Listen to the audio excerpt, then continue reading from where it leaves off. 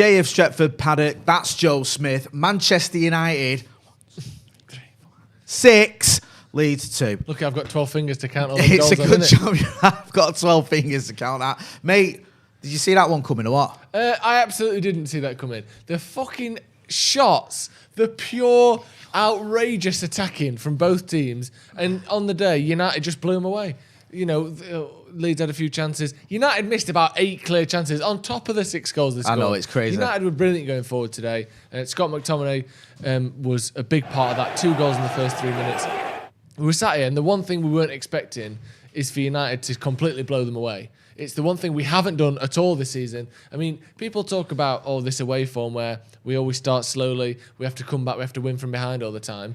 But that was, at least we're winning. At home, we've been shocking. What is it, 2 wins in 6? 3 home losses already this season? Yeah. You know, you would have taken down a goal and then winning 2-1 at home. If we could replicate that away form, great. But to go there, it's almost like we're away the way we've been playing at home this season. But to come out and to blast them away from minute 1, it was never really close. A bit of shit defending at times, but some great attacking, some great movement, so many chances. 6-2, fantastic. Fantastic. You said it, and you mentioned Scott McTominay. You know, he came out of there, and 3 minutes? He had 2 goals, both very well taken goals as well. Yeah. Leeds didn't know what had hit him. He's just doing his post-match interview, so we'll try and get the quotes from him in a minute. But what did you make of his performance today? Because me and you were on the watch along, and I picked him as man of the match. I'm not sure if you agreed or not. I can't remember all the excitement. McTominay's man of the match. I think his goals, of course, were very good, but the way he brought the ball out, the way he was aerially was very good. His dribbling and his movement and his on the ball sort of attacking was very good. And sometimes you think of him as someone who's a bit route one, a bit just pass it to one side. But his ball retention, his ball carrying was brilliant. The second goal really impressed me because the first one, you know, fair enough, he's 25 yards out. Bruno side foots it and he's sort of strikes across it and puts it in the bottom corner. Lovely finish. But the second one, that run he made beyond the defender, Martial plays the ball around the corner, and the fact that he's one-on-one with the goalkeeper. When do you see Scott McTominay make that run? I love that he made that run, and I think it shows that he's trying to improve and he's trying to change his game and add to his game. And yeah, he was brilliant the whole game, and obviously the goals just top that off. We've got a super chat from Path Jiju. He says, can Joe shave his head and beard if we win the Prem? Yes, he will. I'll speak on behalf of Joe, and he'll do both of those things if we win the Premier League. And that's ever. That's not even this season. Piss off. Like, if we win it in 10 years, I'll do it then. Guys, do get involved in the comments. Let us know what you think of the game, who's your man of the match, who stood out for you, what you made of the fact that we've just battered our historic rivals. First time we played them in the Premier League in 16 years. We've just done them 6-2, man. At Old Trafford, what's it to worry about? My voice is going and everything. I can't believe it. Shouting too much. Give the video a like as well. People saying 21 is coming, 21 is coming. I mean, we are being optimistic / tongue-in-cheek / you know, every single win that goes by, curious Jay, with that comment about win that goes title by, charge. The tongue is pressed slightly less firmly into the cheek. Every single time we win, we start off like 21's coming, and now it's 21's coming with a little one of them, because yes, it's still a long way to go, but something is happening, and this is the best start we've had in ages. This is a brilliant start to the season. Games like that today are the ones where you go, you know what, let's fucking have it, because we can score 6 goals against this team. Yeah. And unfortunately, and I know we're doing very well in the league, but unfortunately in Europe, missed chances, I think, cost us a place in the knockout stage of the Champions League. The PSG game, the Istanbul game away, and the Leipzig game away. It's missed chances. And today, when you go out there, and we don't really miss, well, we still missed a lot of chances, but those first sort of 5 or 6 chances we put away, you're 6-1 up before you know what's going on. And it's brilliant. And yeah, 21 is coming, is all a bit of fun, and it's exciting. But you know what? The fact that we can even say it, the fact that we're 13 games into a season, the fact that we've got 1 game left before Christmas, and it's even remotely possible that we're near the top of the league, brilliant. I know, exactly, man. And Simba said in one of the comments there, he said, come on, Jay, get carried away with me. Why not, man? Enjoy it. Do you know what I mean? Why not? Why can't we just be optimistic? And even if it is a bit of delusion, who cares? Calvin Kareem says, one player you could sign in Jan to make sure we actually put up a genuine title challenge. Salah. Yeah. Fucking nick their best player off him. Sign him, and you know what I mean? Maybe we'd have a chance. Salah would be great, because it'd make Liverpool way worse, and we need a right winger. If I could sign one player, it'd be Salah, and we'd stop them winning the league. Very good answer, that, man. I've got to give you that. That is a very good answer. I don't know. I think though it pains me to say this, I don't want to be negative. I think we might have to temper our expectations about signings in January. I know. I hope I'm wrong, but you never know. Maybe the board will look at it differently because they say, you know what, we are near the top of the table, and one signing could make all the difference. We've spoken about McTominay. Obviously, he had a good game. Bruno, again, he does like that Bruno thing of he's not our stand today. He wasn't the Bruno we know and love as in the all-conquering genius that dominates the game, but he still walks off the pitch with a goal and 2 assists. 2 goals and an assist. Sorry, 2 which goals. Is even better. Yeah, sorry, in my excitement, I almost forgot about one of them. Yeah, 2 goals and 2 assists in a game where, by his standards, it was 2 assists. Was it not? Am I getting two? I'm getting it the wrong way around. Sorry, right? Is it 2 goals and 1 assist? I mean, either way. Yeah, sorry, 2 goals and 1 assist. There you go. 3 goal involvements. Yeah, and that's what he does. And the fact that you don't even talk about him as man of the match, it was clearly McTominay today. Yeah. But Bruno, again, as always, gets his goals, gets his assists, walks off the pitch, and we've won another game. And that's one of the things that's been the difference since he's arrived. We have other players who play in this team, and you look at Martial. I know he got 2 assists today, and I'm not going to try and be unfair to him at all. Yeah, but he missed a lot of chances today. But Bruno comes in, he just scores the chance. He just makes the assist, and every single game you go off going, okay, no, I don't know how we won that one. Today, admittedly, I do know how we won it, but Bruno just gets the goal, gets the assist. We keep winning games. I just go see that super chat. Sorry, from Givan. If you can bring that up. Sorry, something's covering it. He says, imagine Man City 2012, but it's us stealing it from the Scousers with a last-minute Luke Shaw screamer. If that happens, bloody hell, I'll be dancing down the M62 naked. In fact, no one wants to see that. Just quickly, we were looking at the goal scorers then. Another goal scorer is Daniel James. He was the big talking point when the teams were announced because people were going, Dan James, was he doing starting? He's rubbish. Mason Greenwood and all that, which I get because it's not like, Dan James was the first name you'd expect to see on the team sheet for a big game like this because it is a big game. But got his goal, played well, bit unlucky to get booked as well, and was a real thorn in their side throughout the game. I thought he played really well. I'm glad he got a goal. He was unlucky to get booked for diving, which I don't think was diving. He clearly put his arm across his chest and his neck. But again, here's the thing, right? Even if people will go, he still wasn't that good. Dan James wasn't that good today. Dan James. Someone's saying that. Someone in the just to joke. Matthew Lambert says James was shaky all game, but glad he scored. Yeah, but the thing is, I disagree. I don't think he was played shaky. 90 minutes in a game that we just won 6-2. Yeah. So regardless of how good you think he is, regardless of whether you think it was his fault or his work that made us win the game, he allowed Mason Greenwood to have a rest. He allowed Rashford to go off and have a rest. He is a squad player. That's what squad players do.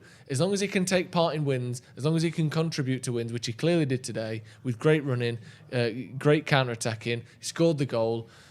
He's just proven himself that when someone needs a rest, when we want to change things a little bit, he can be part of big wins. And that's what you want from squad players. He's not going to be your best player, but you can trust on him and you can rely on him in games like this. And I thought he was really good today.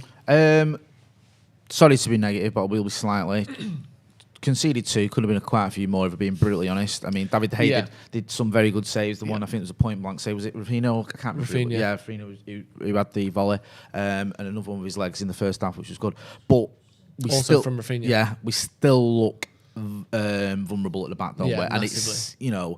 It's not even like you say, that's an amazing attacking move or that's an amazing attacking play. Sometimes it's just our players being a bit dopey. Yeah. Yeah, balls into the box we still struggle from, whether that's from deep, whether that's central. If you chuck the ball to our back post, either side, that you get a shot or a header or something on target. There's a lot of chances. A lot of chances for both teams, and that's the difference in quality, isn't it? Where we have 10 chances, score 6. They have 10 chances, score 2.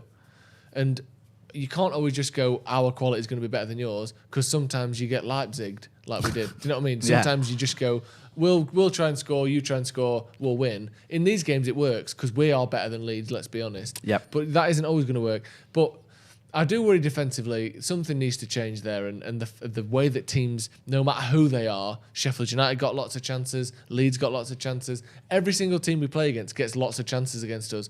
And as things go on, if you want to win trophies, whether that be the League Cup or the league, you have to be defensively good at times, and you have to know when to shut up shop, and you have to be able to shut up shop, because sometimes we try and shut up shop and we can't. Like, look at Sheffield United, we struggled to stop them scoring that second goal of theirs, and in the end it was nervy. It didn't need to be like that, and we have to be able to close games out and stop teams scoring when we have to, even if that means limiting our attacking chances.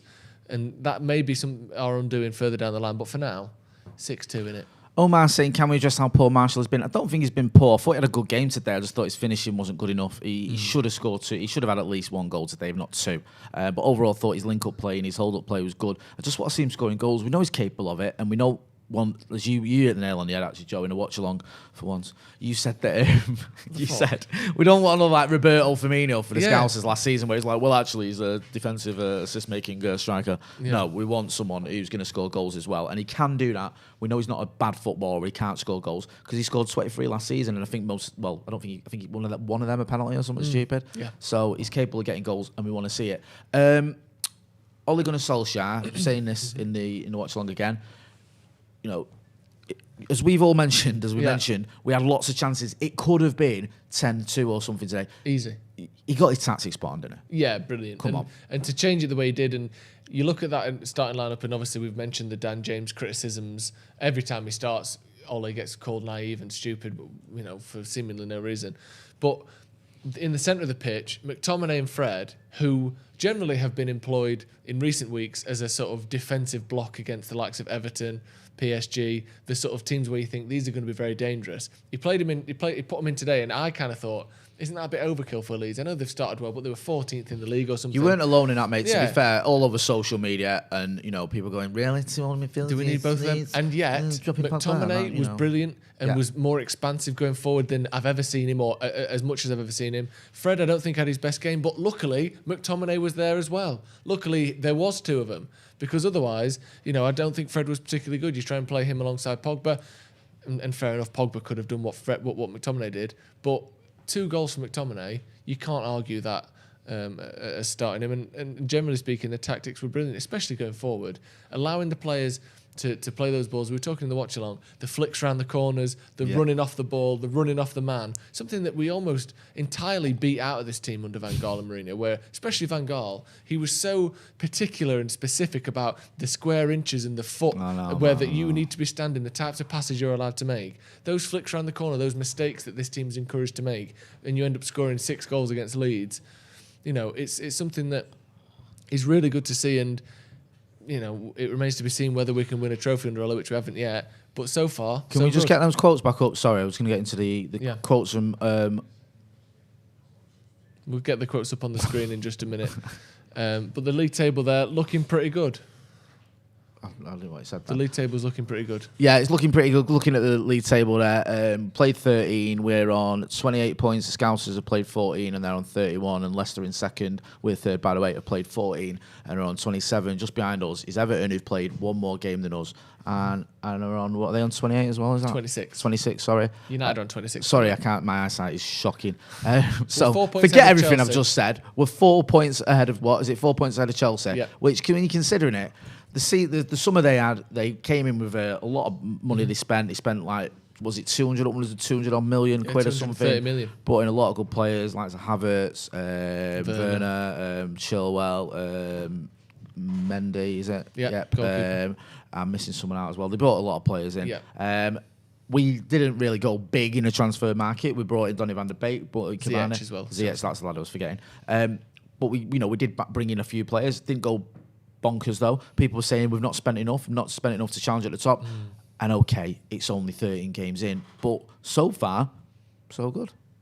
Are you slightly worried that if Bruno gets an injury, this whole season could be derailed? Yeah, and I've had this discussion many a time with people who say that, and I get where they're coming from, because if you take Bruno out of this team, we're a completely different team, as we know. But sometimes. And it tends to happen with a lot of good players as well. They tend to play a lot of games. You can argue that. I mean, I know he's different. I'm not comparing the two. I'm comparing the situations. 2008, you take Ronaldo out of that team, we don't win the Champions League in the league. That's true. But he plays all the games. In 2013, you take Van Persie out of the team, we don't win the league, but he did. Yeah. Do you know what I mean? I get where you're coming from. That yes, if he does, I'm not going to say and go, Van der Beek will make up for him, or Pogba step up, because they're not in that class for me as being as effective as Bruno is, who gets you just a goal and assist, at least one almost every game. But good players, and it has happened in the past. I'm not saying just because you're good, you stay out of you don't get injured, but we've have had it in the past where players have stayed injury free. We've just got some quotes here. Ollie on Dan James, starting on the front foot. He's so fast. I don't know if it's inside or outside the box, but it's either a free kick or a penalty, and he's booked for diving. That's shocking, referee. Do you know what? He'll probably get in trouble for saying that, Ollie. But I don't know why. I don't blame him for saying that because you were saying it, weren't you? Yeah, Dan James, I'm sure you all saw it, but he's sprinting down the right hand side. And their defender just puts their arm across his chest, sort of like chest, neck, chin area. And Dan James goes down. He books him for diving. Clear contact. Like you said, he's sprinting as fast as he can. Yeah. It's one of those that any sort of nudge or movement and you're going to be thrown off. And he gets booked for diving. Clearly not a dive. I think it was just outside the box, but, he hasn't dived and there's plenty of contact there. No, I agree with you, and I thought that was very harsh. And I said it in the watch along. I wondered whether that was his reputation preceding him because he's been booked for diving before, and a couple of times unfairly as well. Ollie also says that was fantastic from the first minute. We had a plan to go after them, go forwards when we had the ball, and Scott McTominay got 2 goals in the first 3 minutes. I mean, that start, mate. I know we spoke about it earlier, but that is just no one saw that coming. No, did they? Do you know what I mean? I mean, we were sat here like, I couldn't believe what was happening. I couldn't believe what I was seeing. It was just ridiculous. To follow on from what Solskjaer said as well about we had a plan to go after him, we noticed it straight away. Yeah. The high press. Yeah. The fact that the first 2 goals, one of which came from a throw-in that we got from pressing them, and the second one was just a straight press, or the other way around was just a straight press that we ended up scoring from. And that pressing, we were expecting them to press against us. We outpressed them, and that's what won us the game. Sorry, Roy Keane says about McTominay, I even like his haircut. I think his haircut has made him sharper. Roy Keane joking when he says that? Roy Keane used to have some shocking haircuts. Is Roy Keane messing when he says that? Is he entering the realms of because haircuts have, even before social media, have long been the trademark of the out of touch presenter. It's these haircuts these days, white boots haircut. Do you remember? David Beckham used to get it all the time. Yeah, Pogba's had it as well, hasn't he? Pogba, of course, has had it. But do you think he's almost messing about by saying, that's a joke, isn't it? Of course it is. He's purposefully portraying the trope of an out-of-touch presenter. People he's forget about Roy Keane is he likes a laugh. Yeah. He's full of jokes and giggles, do you know what I mean? As long as Don't it's forget not that. outward. Yeah. As long as it's not a real laugh that keeps uses it inside. His voice. Yeah. We will have some more quotes in a minute as well, but David Hay, we mentioned him, pulled off a couple of good saves. There's been this debate, Andy. Here's a quote from Ole Gunnar Solskjaer. We had to earn the right by running as much as them. That's a challenge. It could have been 12-4. It's that kind of game. Yeah, we should have got 10. Really, if all parties scored all the chances, it would have been about 12-7. Yeah. It was a mad game. Really, just so many chances. There was so many chances, and that's what we wanted to see. We'd all said it. We didn't want to see a start like we've had so often in the Premier League this season, where we started slowly, where it's been like, we're 1-0 down, we're 2-0 down going in at half time. We wanted to get at him, and mate, we've not seen us get at a team like that for years. My only sort of disappointment about today was the fact that the fans weren't there, because the fans would have absolutely loved that. You've waited so long to play Leeds in the Premier League. Last time we played them at Old Trafford was in the FA Cup when he beat us, for sake. The bastards. But it's just like it feels as though we're missing so many different things in a minute. Miss Marcus's hat-trick, miss Martial's hat-trick last season. Can't wait for fans to be back in Old Trafford. Do like the video as well. I know there's quite a few people watching. We appreciate your support. Do like it and get involved in the comments as well. We'll be getting into some of more of your comments before we start hearing from the likes of Andy Tate and Stephen Howson in the fan cams. We can get the comments up. I'll just go through a couple of them as I wrap up. Just quickly before we get into the comments, and I don't want to have to talk about this after every game, but we're still in that transition from every loss is treated like a disaster. Yeah. Every win is, it was lucky. Yeah. This week, I will say I've seen a lot less Ole out, and that's because we're winning, admittedly. Yeah. Are we drifting towards a point where more and more people are starting to give Ole a bit of credit here? Because I actually have started to see it a little bit, quite, obviously quite rightly. I think people are finding it more difficult to criticise him as much as they wanted to. Because there's always been this sort of cut. I've seen people saying, I don't care what we win under Ole, I want Poch. Just nonsense like that, which doesn't make any bloody sense. But I think there's always been these sort of people who think he's a caretaker, he's a Norwegian PE teacher, all this rubbish. He's not good enough, whatever. But when you get results and when you get up the table and when people go, hang on a minute, what was it ever it was, 4 points, whatever. 5 points off with a game in hand. 5 points off with a game in hand. When you're battering your rivals 6-2, then you go, okay, maybe this guy does need a bit of credit, does deserve a bit of patience and understanding. And it's like you can see as well different players what he's getting from. Yes, okay, Bruno, we're massively reliant on him, but Scott McTominay's just had an absolutely fantastic game today. Marcus Rashford, I think, is on 12 goals this season. The way he's handled Mason, I think I've liked as well. Cavani's come in, he scored goals. You look at even like Donny van der Beek, where you say he's made his signing, why has he not played him? Well, he's bringing him in gradually, and it seems to be working because the rest of the players are stepping up. Do you know what Leeds have done? But I've just realised what Leeds have done. Go on. They made the mistake of being a rival of United because they're not good enough to be like. We treated them like they were a really good team. We went for them. Yeah. We had a full-blown game plan of like, here we go. Here's what's happening. Sorry, we just blew them away because I'm getting a curly finger in me. I'm just gonna. This super chat's We gonna can run bring out. it back up after. Oh right, sorry to interrupt you there. No, that's all right. Right, Ross Murphy says people slag the Folly for picking McTominay and James, and they both got on the score sheet. Shows Ollie does see the opposition and where to exploit. Hamigo says McTominay class Leeds will be the only team in history to receive praise for their brilliant style of football at 6-2 down. 21, here we come. Exactly. Wrecking Wenches says, I don't want us to get carried away. We need more consistency. Still to talk trophies and Leeds play suicide football. Sorry. Oh, and Chris Murray says it's one thing to get the tactics right, but Ollie needs credit for getting the players to buy into it also. So much energy, and that's just moved off when I was middle of talking to it, right from the off.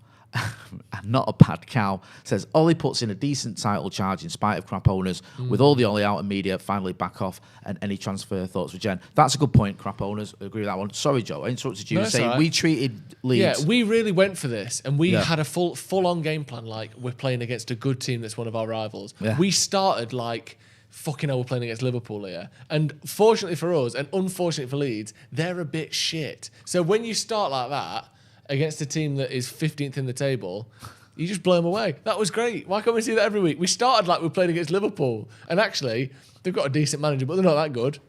Watch it, mate. Battered them. Shout out to Glenn Fletcher. Appreciate your support, mate. Guys, don't forget to hit like and let us know what you think of the game. We are going to be going over shortly. We're going to be finishing this. We're going to have the fan cams up. Stephen Howson's going to be letting you know what he thought of the game. I'm sure he's got lots to say because he's a big Bielsa fan. So the fact that Ollie, and he's a big Ollie fan, obviously. The fact that Ollie's outwitted Bielsa, I think Steele be in seventh heaven, I presume. Yeah, fantastic. Do you know what I mean? That's his sort of, and coaching porn. Back to one of the super chats there. I do think that Ollie is getting a bit more credit now. He is starting to get a little bit of credit, and people are starting to recognise that he is doing good things. We're quite consistent in the league. We've lost 3 games in the league since January.